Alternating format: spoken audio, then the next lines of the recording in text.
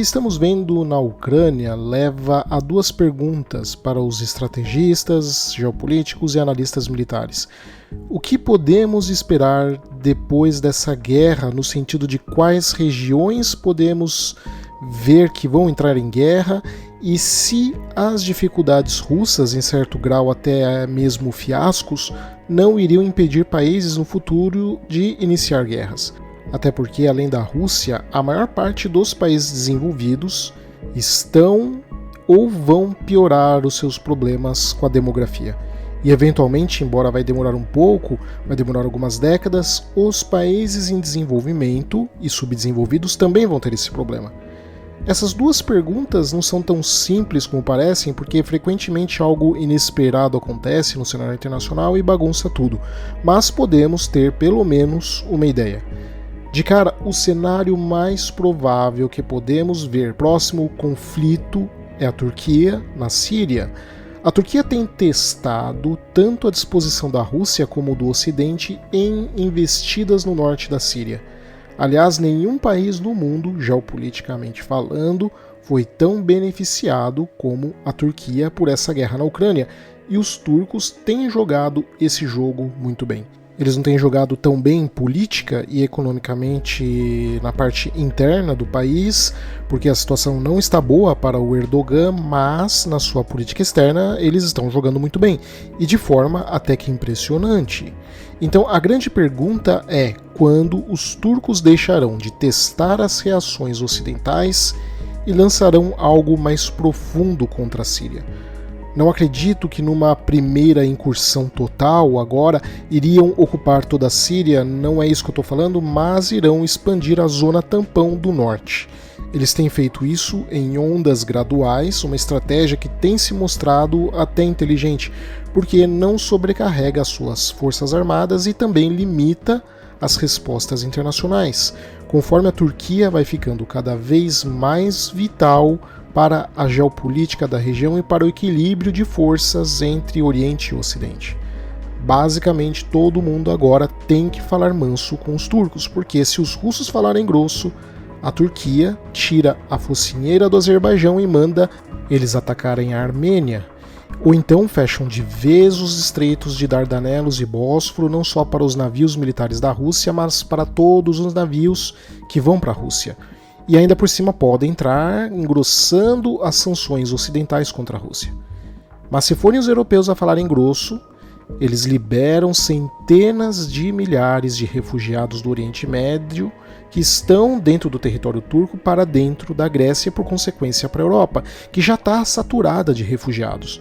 Também poderiam deixar os navios militares russos passarem pelos estreitos turcos para piorar a situação, ou então sem falar que ainda assim eles poderiam aliviar as sanções mais ainda para a Rússia através de um comércio ainda mais forte com os russos.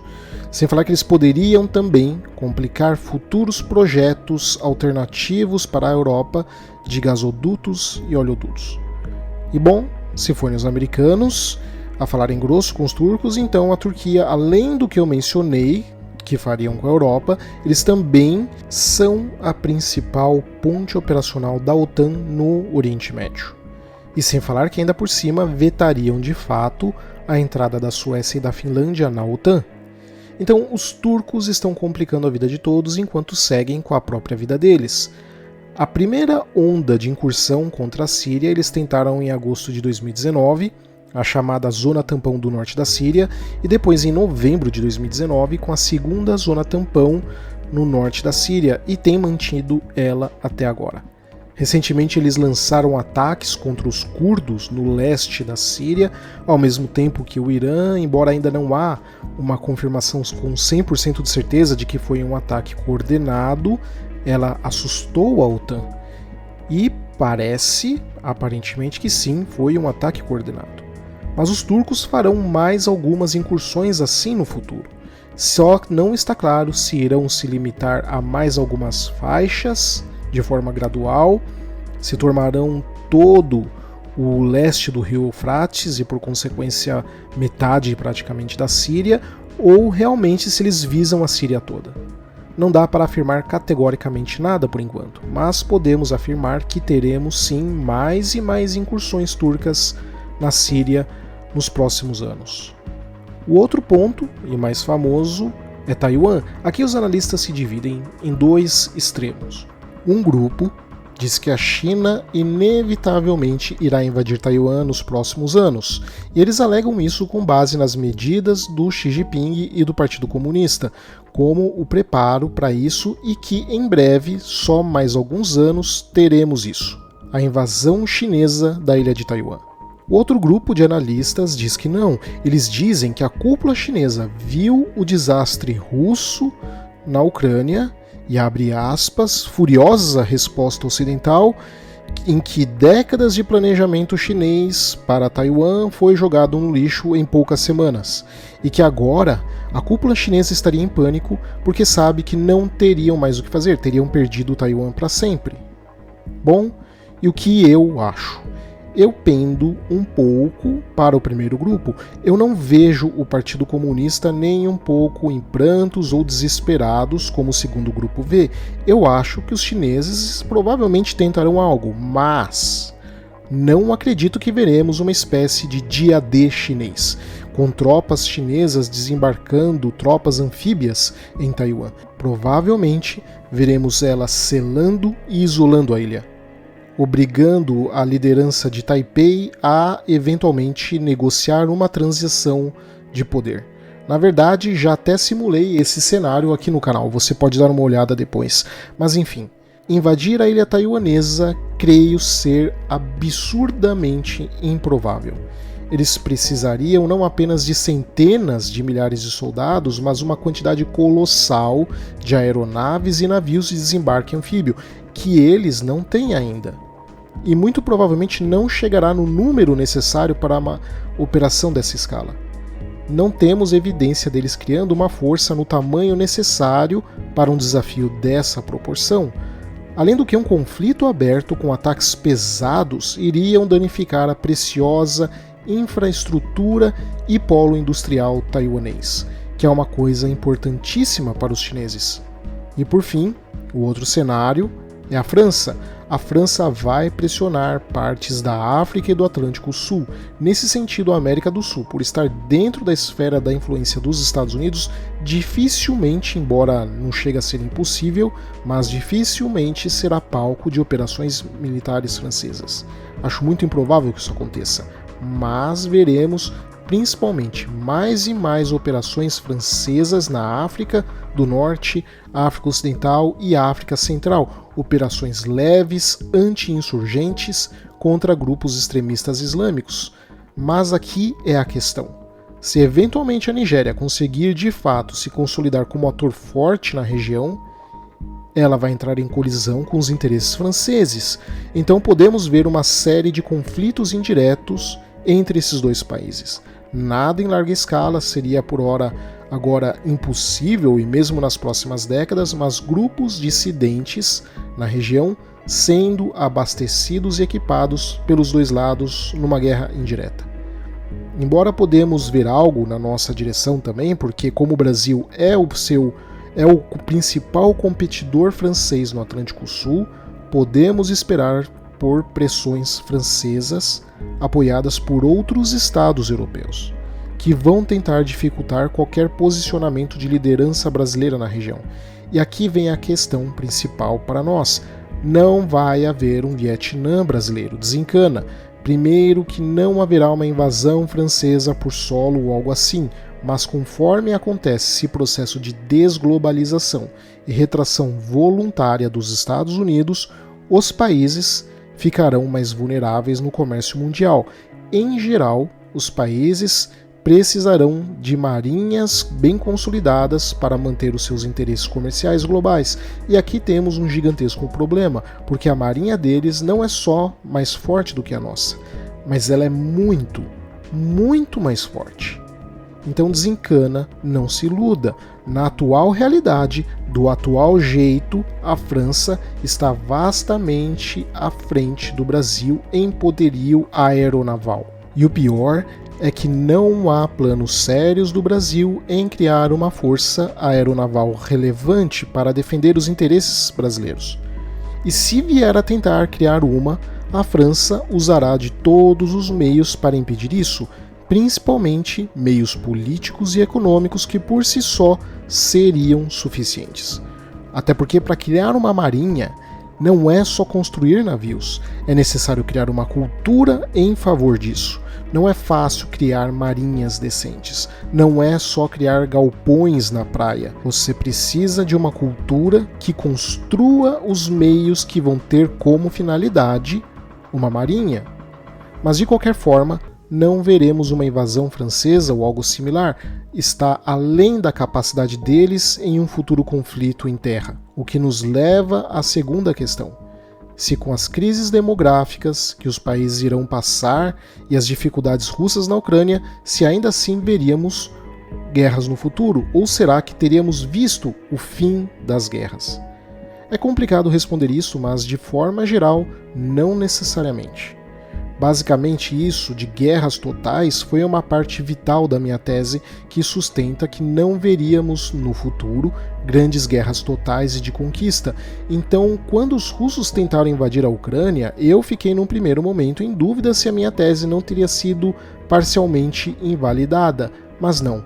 Na verdade, as dificuldades russas comprovaram que essa minha tese estava correta, por dois motivos. O efetivo necessário para ocupar grandes territórios hoje é praticamente inviável. Vários institutos militares demonstram que a Rússia, para poder ocupar plenamente a Ucrânia, precisava de torno de 800 mil soldados, ou seja, muito mais do que eles mobilizaram. Equipar de forma adequada 200, 300 mil soldados para irem à frente de combate é uma capacidade que quase nenhum país no planeta tem. Na verdade, apenas os Estados Unidos teriam. Mas 200, 300 mil soldados para ocupar um país de território e população mediana não é nada, não é o suficiente. Mesmo devidamente equipados, como os soldados americanos, que muita gente não sabe, mas a infantaria padrão norte-americana é hoje a mais bem equipada. Então, o custo por soldado dos Estados Unidos é o mais alto do mundo. Na verdade, o custo do soldado padrão dos Estados Unidos é mais alto do que um soldado das Forças Especiais Chinesas, por causa do seu equipamento, formação e horas treino por ano. Enfim, não dá para quase nenhum país no mundo equipar de forma adequada e plena mais que 200 mil soldados. E que por forma adequada, eu digo com todos os equipamentos básicos necessários. E ainda por cima, e isso é vital entender, manter uma linha de logística constante e eficiente para abastecer esses 200 mil soldados. Então, como eu disse, 200 mil não é nada para ocupar um território de tamanho médio com população média. Então você precisa de muito dinheiro para manter esse número, que é um número razoavelmente pequeno. E hoje seria absurdo manter exércitos de milhões de soldados, como vimos na Segunda Guerra Mundial, a menos que não se dê a eles equipamentos num nível nem sequer mínimo. Então, devido aos custos do soldado moderno, não dá para ter milhões e milhões de soldados, que seriam o suficiente para ocupar um país de tamanho médio. Outra coisa importante foi o fato da Rússia ter evitado os grandes centros urbanos, coisa que aprenderam na Chechênia. Com exceção de Kherson e Mariupol, eles evitaram entrar no perímetro urbano das grandes cidades. Preferiram sitiar essas regiões, isolá-las e só depois entrar, após muitos bombardeios. Grozny, durante a Guerra da Chechênia, foi um desastre para as tropas russas nos anos 90 e só tinha 50 mil habitantes. Kiev seria um desastre monumental se eles tivessem tentado, porque antes da guerra era uma cidade de aproximadamente 2,5 milhões de habitantes. E nós não tivemos nenhuma grande guerra moderna em um ambiente urbano de uma cidade com mais de 1 milhão de habitantes. Isso nunca aconteceu até o momento. E por onde olhamos hoje, existem megacidades ou grandes áreas metropolitanas, elas têm se espalhado. Então isso dificulta também guerras totais e de conquista. E por fim, o fator demográfico, que eu sempre falo aqui. A população mundial vai diminuir e, é claro, as forças armadas serão um dos setores mais atingidos nesse sentido.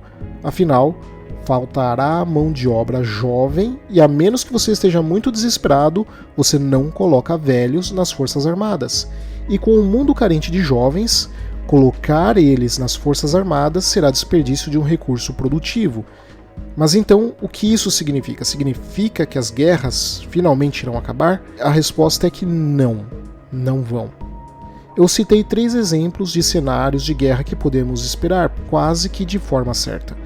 E se você prestou atenção a eles, percebeu 2 coisas. Que no caso turco, tem sido avanços em ondas de pequenas partes ao longo do norte da Síria. E no caso chinês e francês, eu comentei da questão tecnológica. Não veremos grandes guerras de conquista totais como foi a guerra da Segunda Guerra Mundial. Aliás, nós já não estamos vendo isso há muito tempo, desde a Segunda Guerra Mundial. As tentativas que vieram de lá para cá foram fracassadas, basta ver a guerra Irã-Iraque. O caso russo na Ucrânia reforça isso ainda mais. A boca russa era maior do que a sua barriga. E se os Estados Unidos não conseguiram pacificar uma nação de tamanho médio, com todo o poderio que eles têm, e com uma população razoavelmente leve, como foi o Iraque, pior ainda será para qualquer outro país. Veremos então 2 tipos de situação em geral. Guerras que tentarão anexar apenas pequenas partes territoriais e com uma população pequena, nada em larga escala e principalmente áreas bem longe dessas megacidades que eu mencionei.